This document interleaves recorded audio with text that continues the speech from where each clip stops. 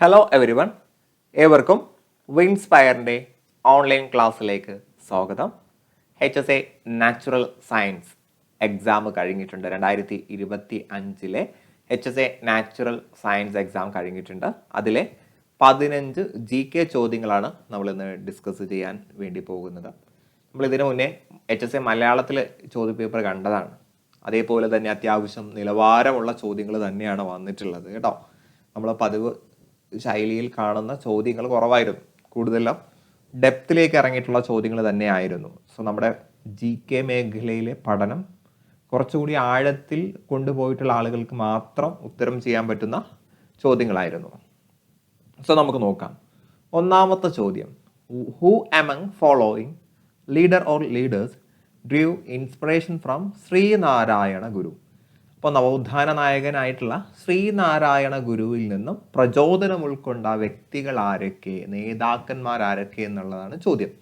അപ്പോൾ ഇവിടെ നിങ്ങൾ ശ്രദ്ധിക്കുക, അദ്ദേഹത്തിൽ നിന്നും ശ്രീനാരായണ ഗുരുവിൽ നിന്നും പ്രചോദനം ഉൾക്കൊണ്ട ലീഡേഴ്സ് ആരൊക്കെയാണെന്നാണ് ചോദിച്ചിട്ടുള്ളത്. എന്തല്ല, റിനൈസൻസ് ലീഡേഴ്സ് ആരൊക്കെയാണ് എന്നല്ല ചോദിച്ചിട്ടുള്ളത്. നമുക്ക് ഓപ്ഷനിൽ നോക്കാം. ഡോക്ടർ പൽപ്പു അഥവാ പത്മനാഭൻ പൽപ്പു ശ്രീനാരായണ ഗുരുവിൻ്റെ പ്രചോദനം ഉൾക്കൊണ്ട വ്യക്തിയാണ്. കുമാരനാശാൻ, ഒരു സംശയമില്ല അല്ലേ.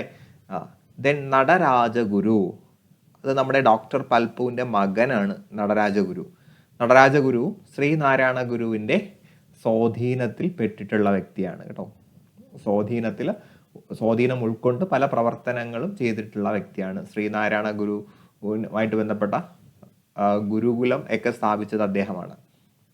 ദെൻ നിത്യത് ചൈതന്യേതി, അദ്ദേഹം ശ്രീനാരായണ ഗുരുവിൻ്റെ എക്സാക്ട് കാലഘട്ടത്തിലല്ല എങ്കിൽ കൂടിയും നടരാജഗുരുവിൻ്റെ ശിഷ്യനാണ്. നടരാജഗുരുവിൻ്റെ ശിഷ്യനാണ്. ശ്രീനാരായണ ഗുരുവിൻ്റെ അധ്യാപനങ്ങൾ അദ്ദേഹത്തെയും സ്വാധീനിച്ചിട്ടുണ്ട്.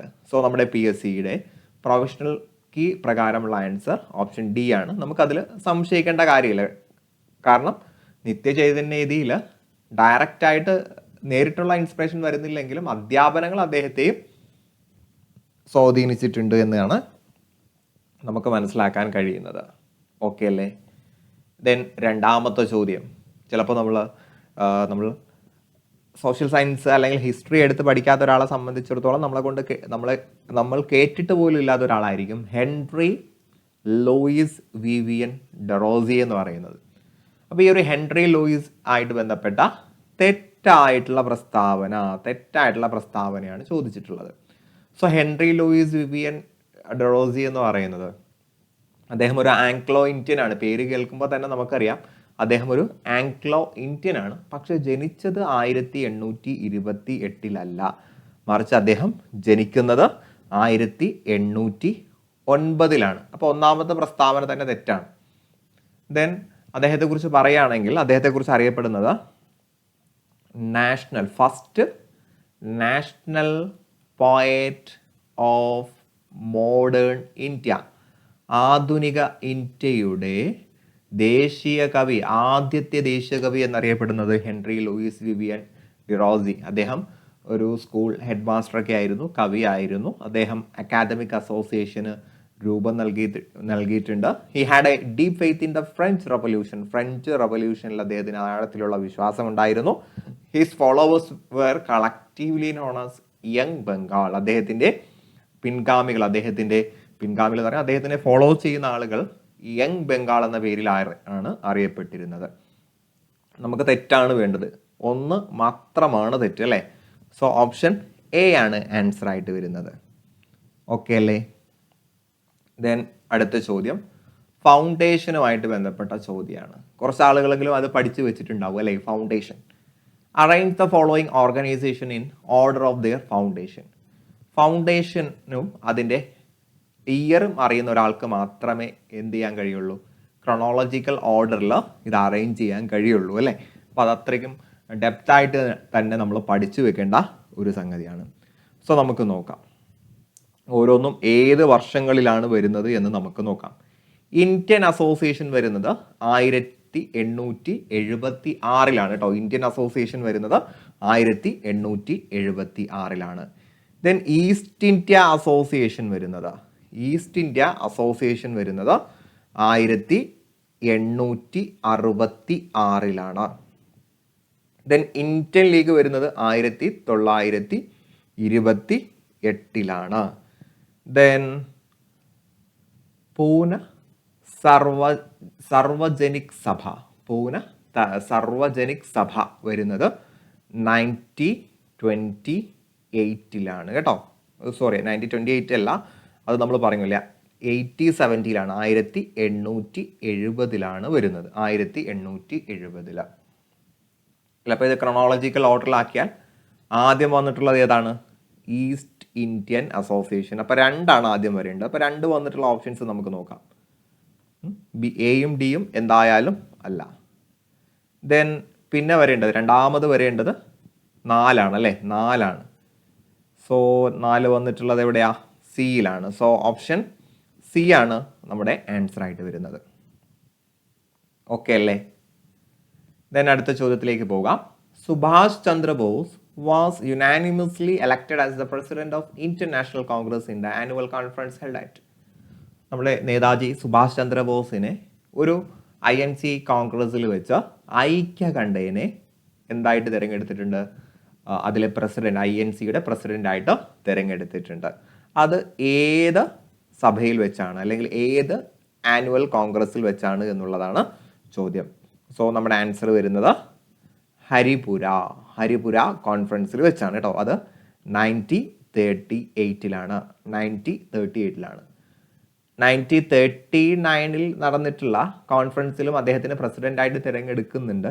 പക്ഷേ അവിടെ ഗാന്ധിജിയുമായിട്ടൊരു അഭിപ്രായ വ്യത്യാസം വന്നതുകൊണ്ട് അദ്ദേഹം ആ സ്ഥാനത്ത് നിന്ന് പിൻവാങ്ങിയിട്ടുണ്ട് എന്നതുകൂടി ഓർത്തിരിക്കുക. അപ്പോൾ INC ആയിട്ട് ബന്ധപ്പെട്ട കടൽ പോലും കിടക്കുന്ന ഒരു വിഷയമാണ് അല്ലെ INC, അതിൽ നിന്നുള്ളൊരു ചോദ്യമാണ്. ദെൻ 5ാമത്തെ ചോദ്യം. During the quit India movement a parallel Azad government was established at. Quit India മൂവ്മെന്റിന്റെ ഭാഗമായിട്ട് ഒരു സമാന്തര ഗവൺമെന്റ് സ്ഥാപിക്കപ്പെട്ടു, ആസാദ് ഗവൺമെന്റ് എന്ന പേരിൽ. അത് എവിടെയാണ് സ്ഥാപിക്കപ്പെട്ടത് എന്നാണ് ചോദ്യം. PSC കൊടുത്തിരിക്കുന്ന ആൻസർ കീയിലെ ഉത്തരം അഹമ്മദാബാദാണ് കേട്ടോ, അഹമ്മദാബാദാണ്. പക്ഷെ ഞാൻ സെർച്ച് ചെയ്തപ്പോൾ എനിക്ക് കിട്ടിയിട്ടുള്ളത് സതാര ഡിസ്ട്രിക്റ്റ്, മഹാരാഷ്ട്രയെന്ന് തോന്നുന്നു. എന്തായാലും സതാര ഡിസ്ട്രിക്റ്റിലാണ് എന്നാണ് ഇത് കണ്ടിട്ടുള്ളത്. സോ അഹമ്മദാബാദും സതാര ഡിസ്ട്രിക്റ്റും തമ്മിൽ നല്ല ദൂരം വരുന്നുണ്ട് അല്ലെ, നല്ല ദൂരം വരുന്നുണ്ട്. അപ്പോൾ ഇതെങ്ങനെയാണ് ഇത് ആൻസർ ആയിട്ട് വരുന്നത് എന്ന് എനിക്ക് മനസ്സിലായിട്ടില്ല. സോ അവിടെ ചിലപ്പോൾ അതിനകത്ത് വേറെ എന്തെങ്കിലും ഫാക്റ്റുകൾ ഒളിഞ്ഞിരിപ്പുണ്ടാകാം, അല്ലെങ്കിൽ ക്വസ്റ്റ്യൻ ഡിലീറ്റ് ചെയ്യാൻ സാധ്യതയുണ്ട്. ഓക്കെ അല്ലേ? ദെൻ 6ാമത്തെ ചോദ്യം ഒരു പൂർണ്ണരൂപം ആണ്. കഴിഞ്ഞ എക്സാമിനും ചോദിച്ചിട്ടുണ്ടായിരുന്നു അല്ലേ? കഴിഞ്ഞ എക്സാമിന് ChatGPTയുടെ ഒക്കെ ഫുൾ ഫോം ചോദിച്ചിട്ടുണ്ട്. എന്നാൽ ഇത്തവണ വളരെ എളുപ്പമുള്ള ചോദ്യമാണ് വന്നിട്ടുള്ളത്. നീതി ആയോഗിന്റെ full form national institution of transforming India കേട്ടോ. നാഷണൽ ഇൻസ്റ്റിറ്റ്യൂഷൻ ആണ്, എന്തല്ല? ഇൻസ്റ്റിറ്റ്യൂട്ടും അല്ല, ഇനിഷ്യേറ്റീവും അല്ല, ട്രാൻസ്ഫോമിംഗ് ആണ്, എന്തല്ല? ട്രാൻസ്ഫറിങ് അല്ല കേട്ടോ, അത് ഓർത്തിരിക്കുക. ദെൻ 7ാമത്തെ ചോദ്യം വന്നപ്പോൾ ജോഗ്രഫിയിലൊക്കെ പോയിട്ടുണ്ടല്ലേ? എനിക്ക് തോന്നുന്നു ഇത് നാച്ചുറൽ സയൻസുകാരുടെ ചോദ്യപേപ്പർ ആയതുകൊണ്ടായിരിക്കാം കുറച്ചുകൂടി സയൻസുമായിട്ട് ബന്ധപ്പെട്ട ചോദ്യങ്ങൾ വന്നിട്ടുള്ളത് എന്ന് നമുക്ക് ഒന്ന് സമാധാനിക്കാം. Which among the following statement is true with respect to solar system?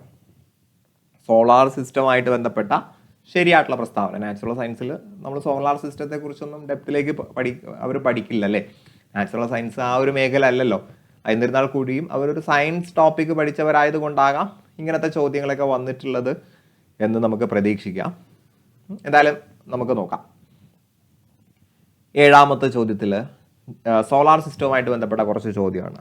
Ptolemy developed the geocentric system അഥവാ ഭൂമിയാണ് സൗരയുധത്തിന്റെ കേന്ദ്രം എന്ന് വിശ്വസിച്ചിരുന്ന ഒരു സങ്കല്പമാണ് ജിയോസെൻട്രിക് സിസ്റ്റം. ടോളമിയാണ് അത് ഡെവലപ്പ് ചെയ്തത്. ശരിയാണ്.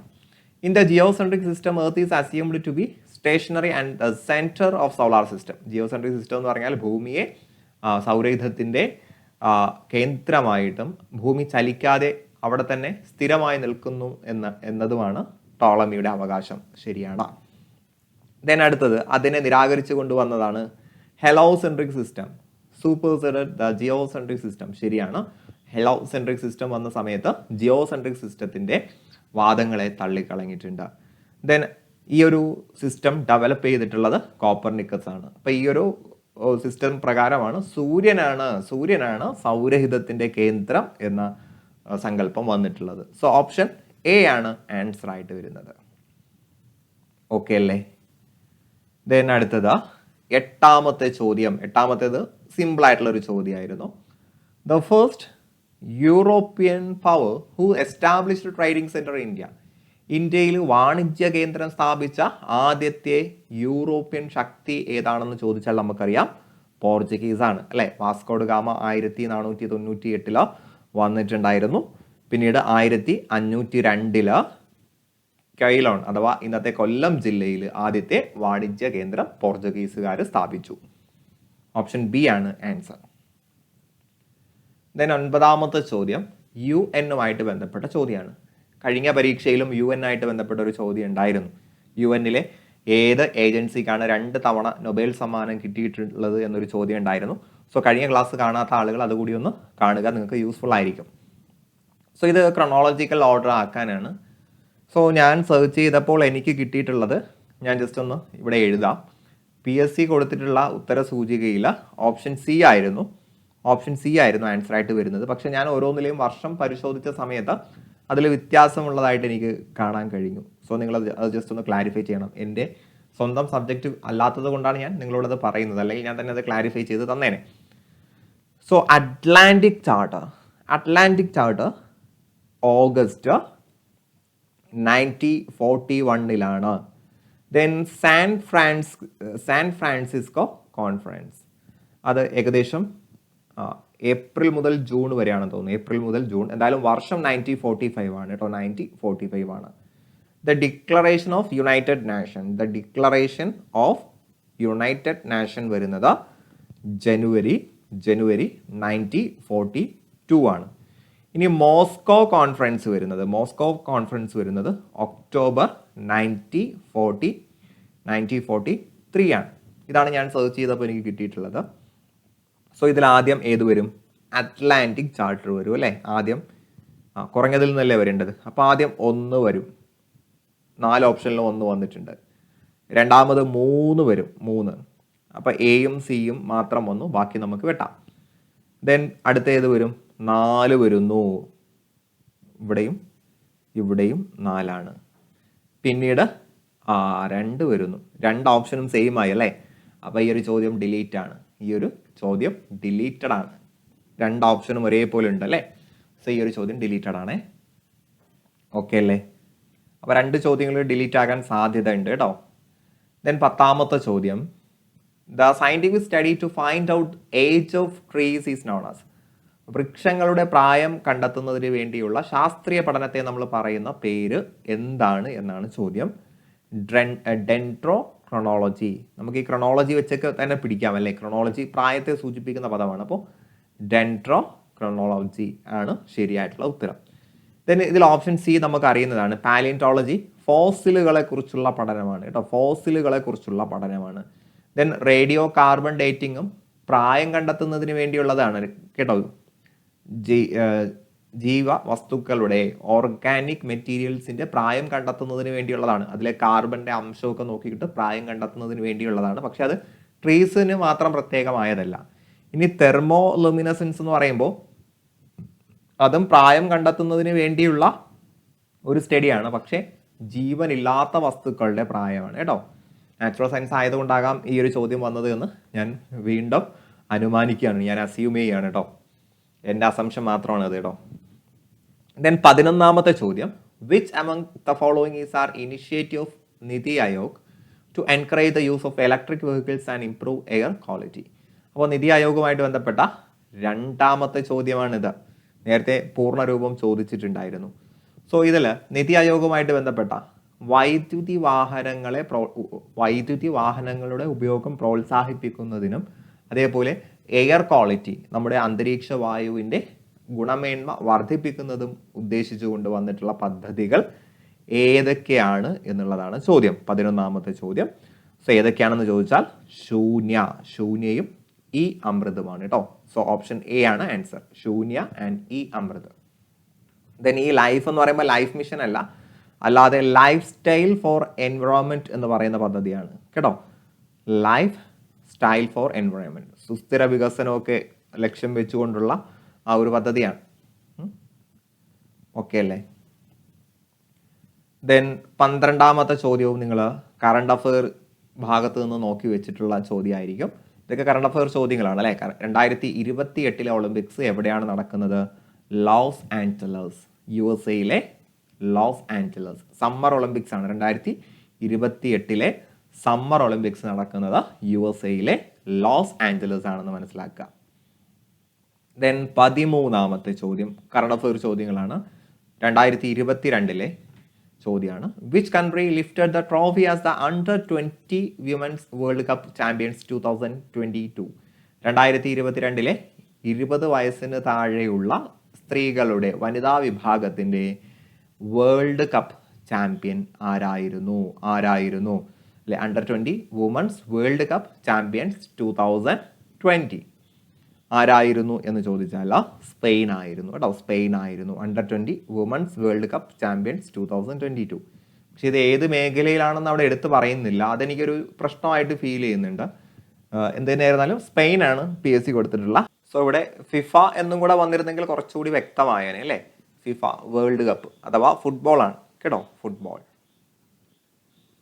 ഓക്കെ അല്ലേ? ദെൻ അടുത്തത് 14ാമത്തെ ചോദ്യം.